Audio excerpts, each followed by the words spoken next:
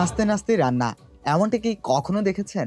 আর সেটা যদি করেন ঢালিউডের জনপ্রিয় অভিনেত্রী, তাহলে তো কথাই নেই। ঠিক এমনভাবেই রান্না করার একটি ভিডিও সামাজিক যোগাযোগ মাধ্যমে প্রকাশ করেছেন পরিমণি। সেখানে তাকে ফুরফুরে মনে আনন্দের সঙ্গে চিংড়ি রান্না করতে দেখা যায়। এছাড়াও ভিডিওতে দেখা যায় পরিমণির চোখে চশমা, পরনে কালো ড্রেস, হাতে খুন্তি আর কড়াইতে বসানো চিংড়ি। 16 সেকেন্ডের ভিডিওতে আরও দেখা যায় কড়াইতে বসানো চিংড়ি রান্না করার আগে খানিকটা নেচে নিলেন পরিমণি।